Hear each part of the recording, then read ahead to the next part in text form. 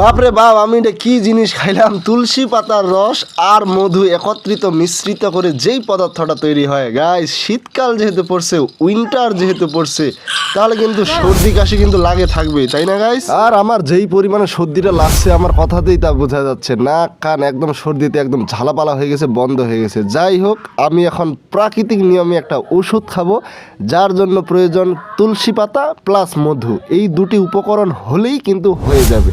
আর এই দুইটা উপকরণ আমি শুনছি খুব উপকারী, তাই আমিও শুরু করে দিলাম উপকরণটি তৈরি করার জন্য।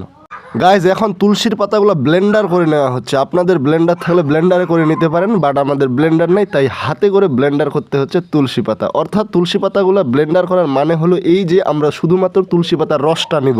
তুলসী পাতার রস বের হইলে পরে আমরা মধুর সাথে সেটি সমন্বয় করব এবং সমন্বয়ের ফলে আমাদের তৈরি হবে প্রাকৃতিক এক ঔষধ। তোমরা দেখতে পাচ্ছ আমার ব্লেন্ডারিং করা শেষ এবং তুলসীর পাতা চিপে চাপে এখন আমি রসটা ক্লিয়ার করে নিচ্ছি, রসটা বের করে নিচ্ছি। দেখতেই পাচ্ছ তোমরা, তা তুলসীর পাতা যতটা চাপুনি দেওয়া যায়, যতটা প্রেশার ক্রিয়েট করা যায়, ততটাই প্রেশার দিতে হবে আমাদেরকে, যেন তুলসীর পাতা থেকে তার সমস্ত রস বের হয়ে যায়। আর সেই রসটাই কিন্তু আমাদের জন্য ভারী উপকারী। আমিও কিন্তু তাই করে নিচ্ছি, যতটুকু প্রেশার দেওয়া যায় আমি বের করে নিচ্ছি রসটা। রস যেহেতু হয়ে গেছে, এবার আমি মধু ঢালবো। খানিকটুকু মধু দিলেই হয়ে যায়। মধু ও তুলসীর পাতা রসের সমন্বয়ে খেলে নাকি সর্দি কাশি একদম উধাও হয়ে যায়। যাই হোক, আমিও সেটা শুনেছি এবং দেখি আজকে কাজে লাগে কিনা। এই যে এট লাস্ট আমরা যে রেজাল্টটা পেলাম, ঔষধ, প্রাকৃতিক ঔষধ।